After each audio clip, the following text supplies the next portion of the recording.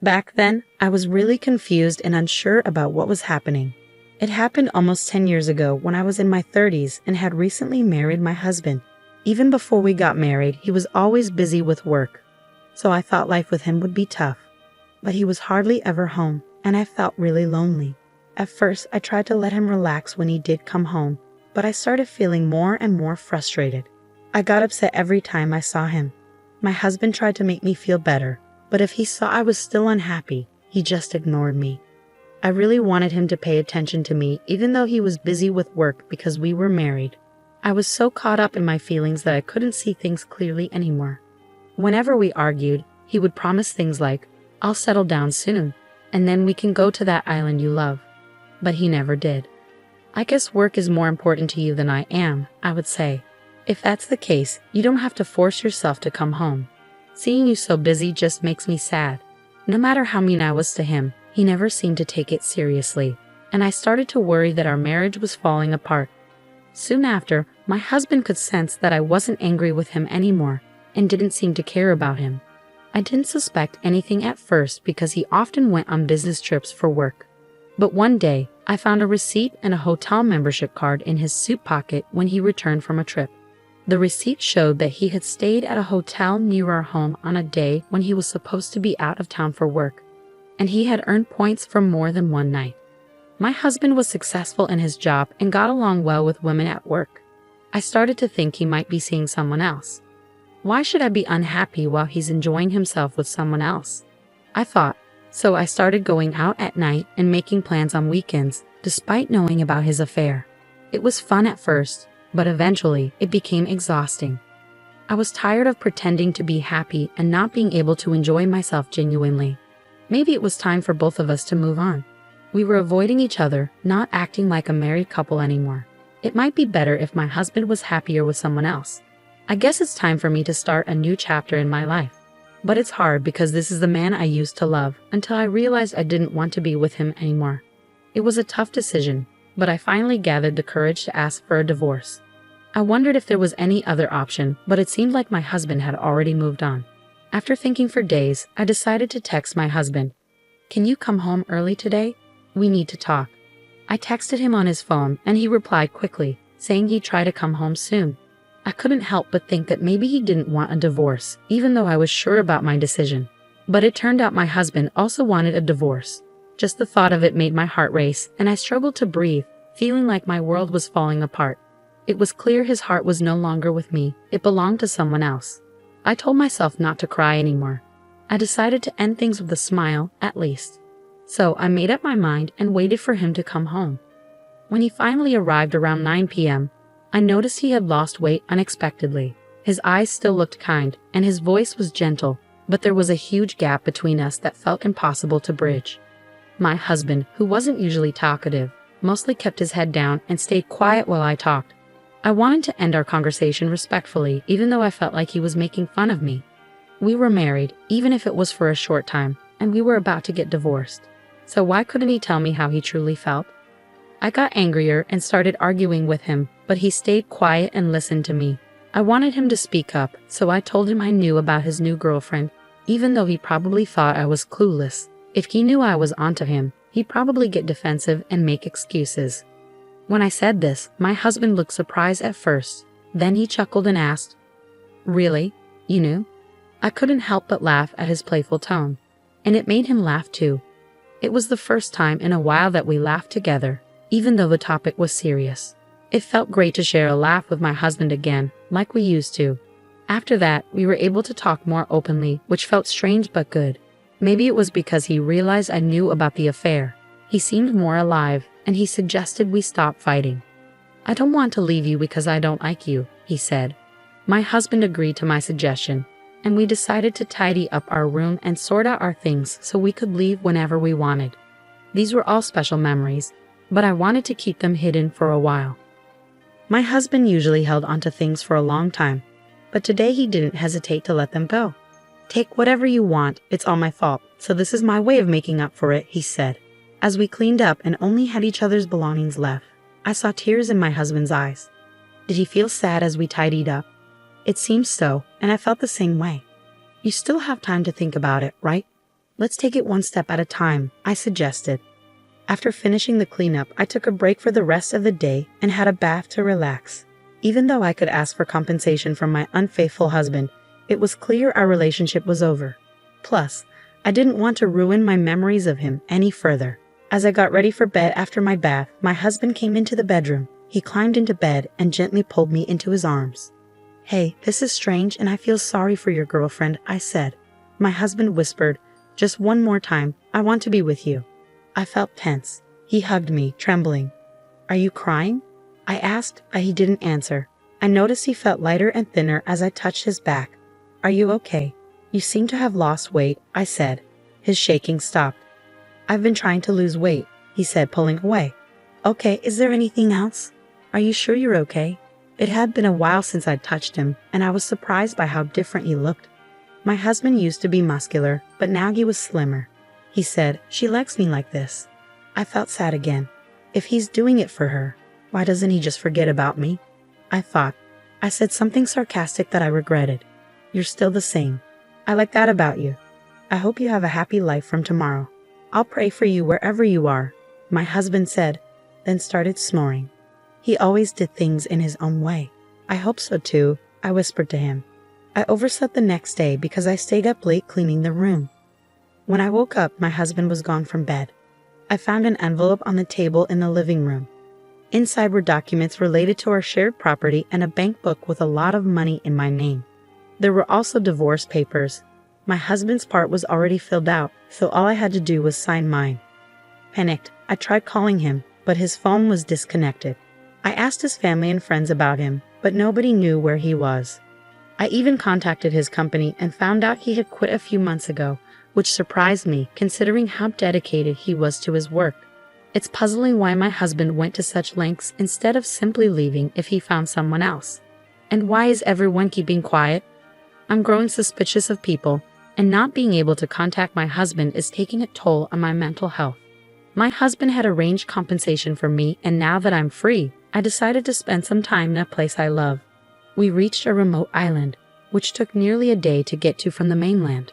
It was sparsely populated, with about 3,000 residents. I had been there once with my husband and fell in love with its natural beauty and slow pace. He had promised we'd return once he finished his work.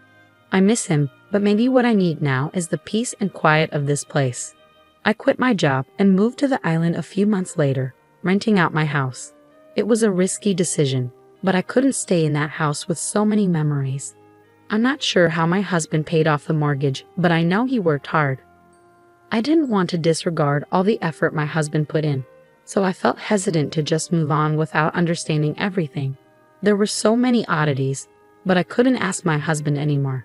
I decided to spend time on a serene island, unwinding and letting myself relax. I gradually adjusted to island life and got to know my neighbors. Although I had enough resources to live comfortably without working, I found that doing nothing made me feel even more down. So I started helping out, assisting the elderly residents with their needs. At first, I was seen as an outsider, but as I got more involved, I was relieved to be accepted as part of the community. While settling into my routine, I found out from a colleague that a new resident had arrived from the mainland for medical treatment. He had fallen ill and chose our island as his final stop because there were no medical facilities available. Moving to an island without medical support is challenging unless you're well prepared. The thought of taking charge was daunting, especially when the new resident requested a visit and I was the only one available. Feeling anxious about his health, I headed to his house. It sat atop a hill with a stunning ocean view. Though renovated, it was basic, barely shielding from the elements. I questioned if this was the best place for him to spend his last days. Nervously, I rang the doorbell. "Come in," a weak voice called out. I entered, finding him by the window. Sunbeams dancing around him. His face was obscured by the backlight, making it hard to see. "Nice to meet you," I began, but as he turned towards me, I froze. It was my husband, or rather, my ex-husband. We were both stunned into silence, just staring at each other. Finally, he spoke, a mischievous smile on his face. "You found me," he said. I was so confused by his presence, given what I'd heard at work, that I could barely form words. My husband took my hand and guided me to sit beside him, holding it until I calmed down. I couldn't find the words to say, and as I sat there was a knock at the door. Wiping my tears, I opened it to find an elderly man standing there. He seemed taken aback by my tear-streaked face, but entered and sat beside my husband. "How are you today?" he asked softly. My husband replied that everything was fine and started chatting with him. The elderly man was likely the island's only doctor. I recalled my colleagues mentioning that there were no hospital facilities on the island, making the clinic nurse and doctor crucial. It seemed my husband had come to spend his final days here. Though it was his choice, I listened closely to their conversation, wondering if there was anything I could do to help. After about 10 minutes, the doctor left. I couldn't resist and followed him out. My flustered appearance seemed to surprise him again, but when I explained our relationship, he seemed to understand. I pressed the doctor for details about my husband's condition and treatment options, but he refused, saying I can't disclose that without his permission. Perhaps out of sympathy, he added, he won't be able to walk on his own soon. It would be a shame for him to be alone in his final days, so please be there for him. I was stunned. Returning to the house with a heavy heart, I found my husband waiting for me. He seemed to have expected my conversation with the doctor and greeted me with a smile. "You're back." Unable to bear being apart from him, I asked to spend the night. My husband's house was bare, with just a few belongings and futons. It was the first time we slept together since discussing divorce. As we lay under the covers, we shared how we ended up here.